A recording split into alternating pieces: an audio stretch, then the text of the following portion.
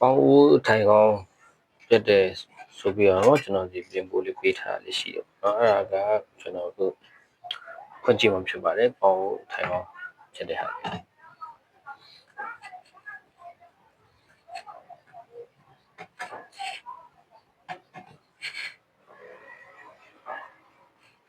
ထိုင်ကောင်းကရှေ့ကကျန်ထွက်တယ်နော်ဒီအတွင်းထဲမှာထိန်းလေးပါအဲ့ဒါလေးတွေပြုတ်နေပေးမှနဲ့လေးလည်းမပါတော့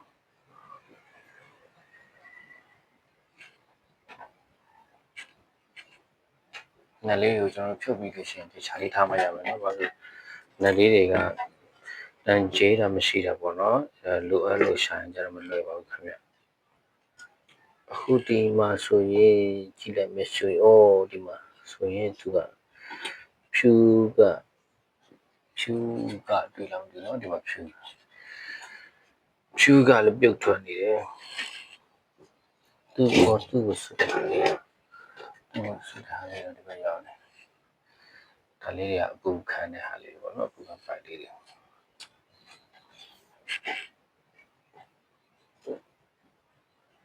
ထိုင်ကောင်းက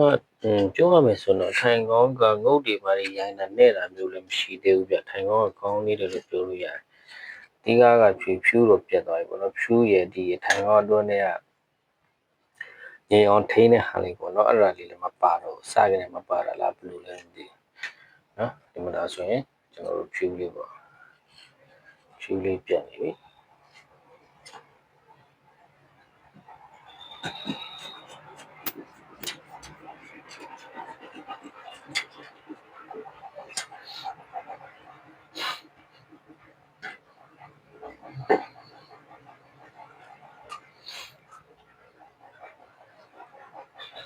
တန်ကြီးစားနေနော်ဒီမှာ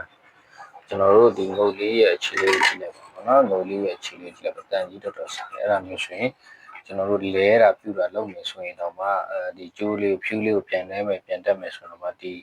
တန်ကြီးလေးတွေကိုတေချာစားပြီးမှပဲပြန်တက်တာပိုကောင်းတယ်ပေါ့နော်ကြီးတက်ရှိတယ်ရေအဆိုတက်ရှိတယ်ဆိုရင်တန်ကြီးတက်တော့တန်ကြီးတက်လို့ရှိရင်လူဖြစ်မယ်လူဖြစ်လို့ရှိရင်ပူလာလို့ရှိရင်ပူတက်ရှင်ကျိုးလေးတွေစားပေါက်မယ်ဖြူလေးတွေပြတ်ပေါ့နော်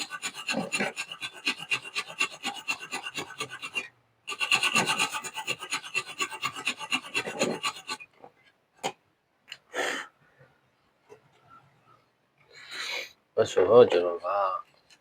မီတာလေးနဲ့ပေါ့နော်တိုင်ကြည့်ပဲမီတာလေးနဲ့ကျွန်တော်တို့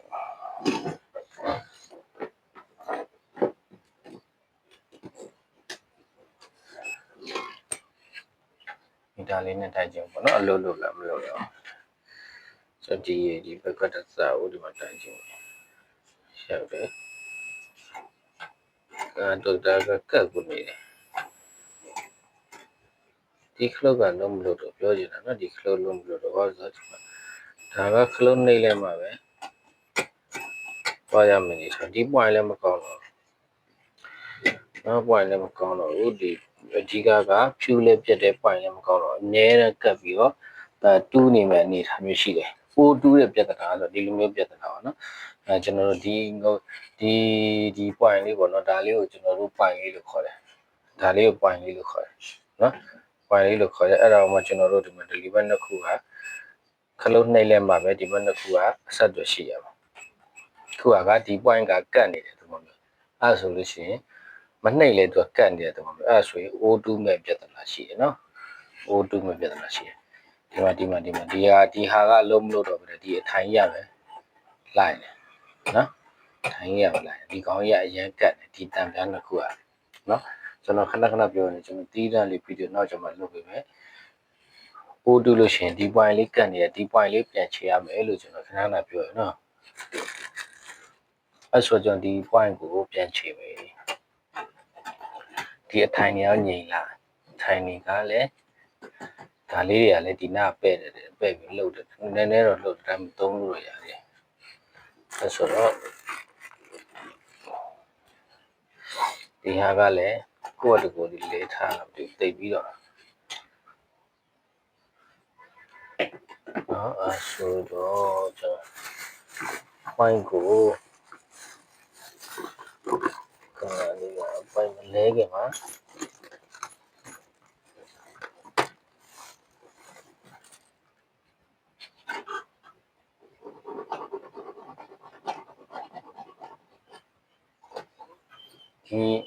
ဒီကျွန်တော်တို့မြင်ရလာပြီเนาะဒီကြီးပြားလေးဒီကြီးပြားလေးတစ်ခုရှိတယ်เนาะဒီကြီးပြားလေးအောက်မှာ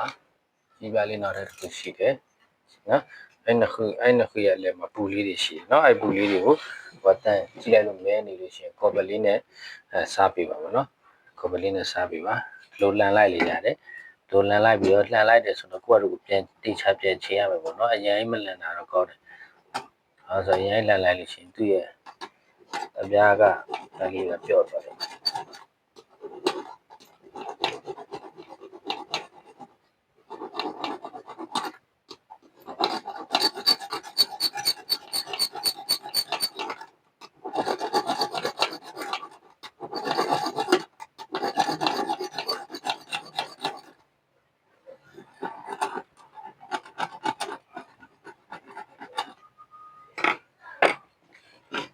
ဒီမှာတော့တွေ့ရလားကြီးပြားနှစ်ပြားရှိတန်ပြားလေးနှစ်ပြားဒီအပြားလေးနဲ့ဒီအောက်ကအပြားလေးเนาะနှစ်ပြားရှိတယ်เนาะဒီအပြားလေးနဲ့ဒီအောက်ကအပြားလေးနှစ်ပြားရှိတယ်ဒီမှာပူလေးတွေပါတယ်အဲ့ပူလေးတွေကခလုတ်နှိပ်လိုက်လို့ရှိရင်တက်ရမယ်เนาะခလုတ်မနှိပ်ထားလို့ခလုတ်ကပြန်တက်သွားပြီဆိုခွာရမယ်เนาะဒီမှာကအလုံးမဖြစ်ဘဲနဲ့သူကအများနဲ့ကတ်နေတယ်ကျွန်တော်ခုနကြည့်တဲ့အချိန်မှာဘယ်လိုခလုတ်နှိပ်ဒီဖြစ်စေမနှိပ်ဒီဖြစ်စေသူအများနဲ့ကတ်နေကျွန်တော်တို့ခုကတော့ကိုယ့်အနေကိုလက်အားနဲ့လှန်ပလိုက်တာပေါ့ဗျာလှန်ပလိုက်တော့ပြန်ချိန်မှရတော့ဒီကြီးပြားလေးကိုပြန်ပြီးတော့ဒီအောက်ကအပြားလေးနားလေးကိုမထိခင်လေးထိကျွန်တော်ကတ်အောင်ပြန်လုံးမှရမယ်ပေါ့နော်အဲဆိုကျွန်တော်ပလက်ယာလေးနဲ့ကျွန်တော်ပြန်ပြီးတော့ကတ်လိုက်မယ်နော်ဒါလေး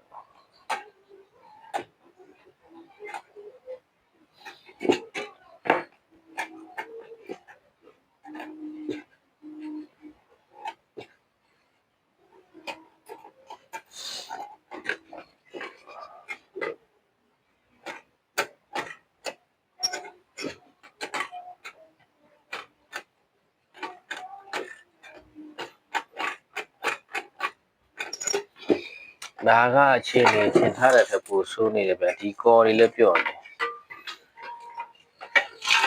နော်ကော်ကထဲကကော်ကပြော့သွားပြီနော်ထဲကကော်ကပြော့ပြီးတော့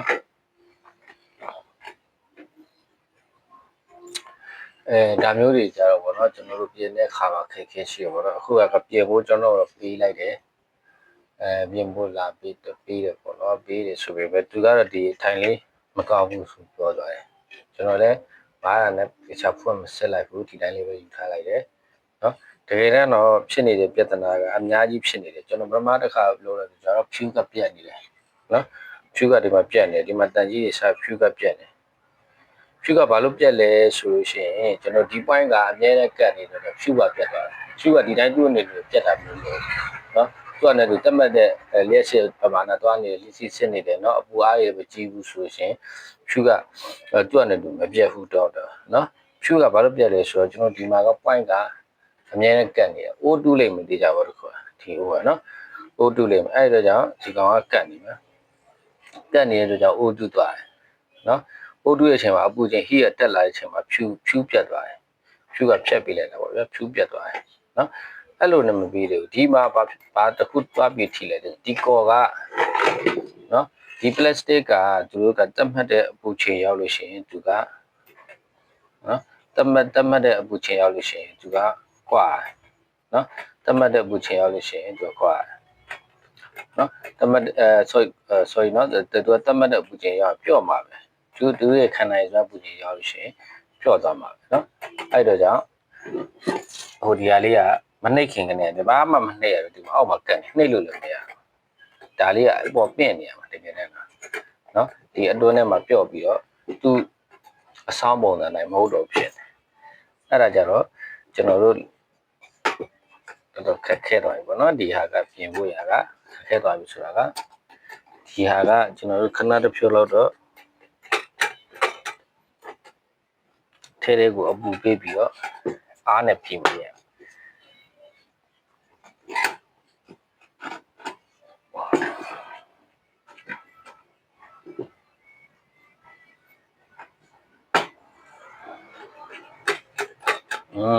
နည်းတော့အဆင်ပြေသွားနော်အဲ့ဆိုလည်းဒီမီတာလိုက်ကိုလည်းစောင်းတယ်နော်အဲ့ဆိုကျွန်တော်ဒီတွန်းတဲ့လေးကိုရှင်းချက်လိုက်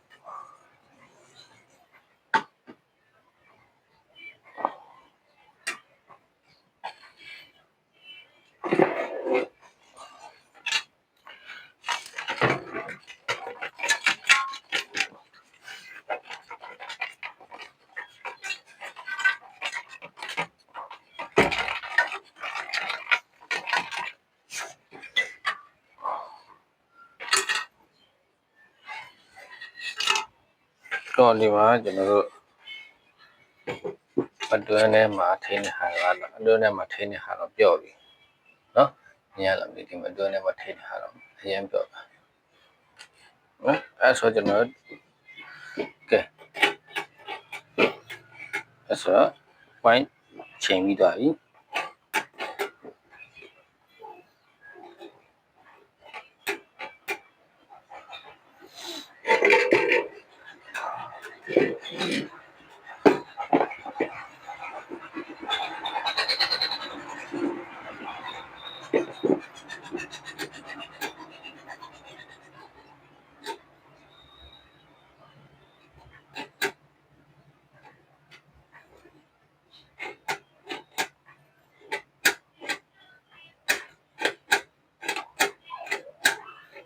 အဲ့ဆိုကျွန်တော်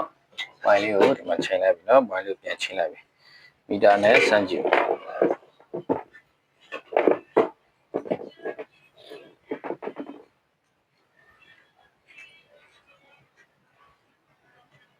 မဆိုရင်မီတာမှာဘာမှမပြအောင်เนาะနှစ်ဖက်ကိုထောက်တယ်တစ်ဖက်ကိုကျွန်တော်ထောက်ထားတယ်ကျွန်တော်တို့ဒီမီတာမှာဘာမှမပြအောင်เนาะကျွန်တော်ခလုံးနှိပ်ကြည့်မယ်မီတာမှာတက်ပြီးသွားရင်เนาะဆက်သက်ရှိသွားရင်ခလုံးနှိပ်လိုက်ခံကြမှာပူရမယ်ခလုံးကပြန်ကွာသွားရင်အဲ့ဒါ point ကမှန်သွားတယ်ဒါမျိုးပြောချင်တယ်မီတာရှိရဲ့ညီကိုတွေနေနဲ့ကြတော့ဒါမျိုးတွေလုတ်ကြည့်လို့မရအောင်เนาะမီတာတွေပိုင်းလုတ်ကြည့်လို့မရဘာနဲ့လို့ပြန်ဆမ်းမတည်ကြည့်လိုက်ပြန်ဆမ်းလိုက်เนาะခလုံးနှိပ်ကြည့်လိုက်အဲ့လိုဆမ်းမရမယ်အဲ့ဆိုတော့ကျွန်တော်ခုနကဒီအထိုင်ကောင်းလေးကကောင်းနေတယ်နော်ဒီထိုင်ကောင်းလေးကတကယ်နဲ့ကောင်းနေတယ်ဒါပေမဲ့သူ့ကိုလုံးနဲ့မှထိန်းတဲ့ဟာဒါမကောင်းတော့ဒါမျိုးလေးကဝယ်ဖို့ရရှားတယ်နော်ကျွန်တော်တို့အဲ့ဒါလေးတွေကရှားတယ်ဒါပေမဲ့ကိုယ့်အနေကိုထွင်ပြီးတော့အတိကတော့ net ထိန်းတာပေါ့ net ထဲဒီအပြင်ဘက်ကဆွဲတဲ့ net ကိုဒီကထိန်းတဲ့ဥစ္စာမျိုးပဲနော်ဒါလေးကဈေးကွက်ထဲမှာရှားတယ်နော်ဝယ်လို့လည်းရပါတယ်လုံးလုံးမရှိတာမလာတာမျိုးမဟုတ်ဘူးဝယ်လို့ရတယ်ကျွန်တော်ဆိုဝယ်လို့ရှိရင်များဝယ်ထားတယ်ဒီမှာအတွန်းလေးတဲ့နိုင်ပြီကြတော့အတွန်းလေးတဲ့နိုင်ပြီကျွန်တော်ဒီလိုလေးဒါလေးကိုတက်လိုက်မယ်နော်တက်လိုက်မယ်ဖြူလဲပြီဖြူဖြူက10 ampere ရှိရယ်နော်5 ampere ရှိရယ်နော်နှစ်မျိုးတော့လာတယ်ဟိုအပြာနဲ့အနီနဲ့ပုံစံလေးနှစ်မျိုးလာတယ်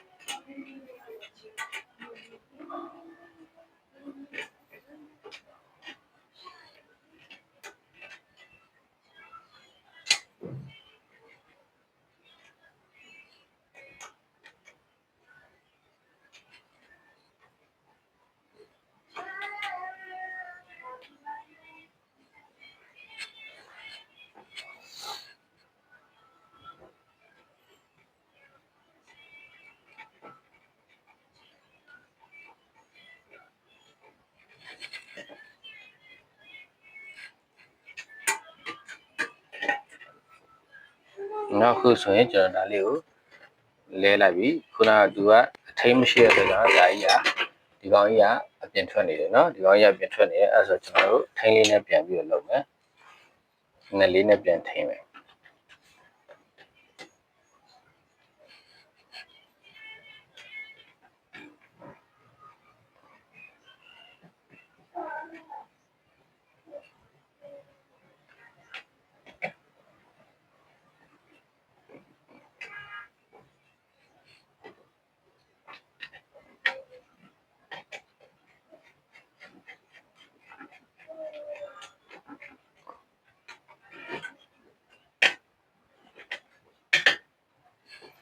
ငါဒီကတော့လည်းမကိုက်ဘူးဖြစ်အထင်းနဲ့အထင်းကွဲနေတော့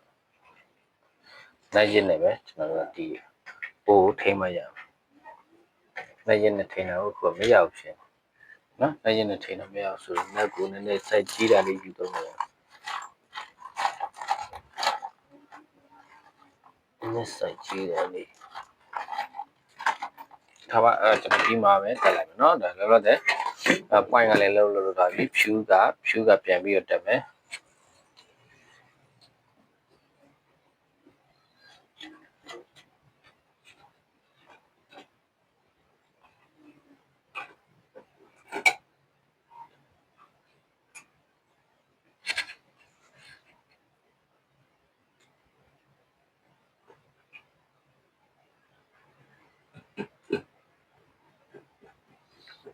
တခုတတိထားကမှကကျွန်တော်အခု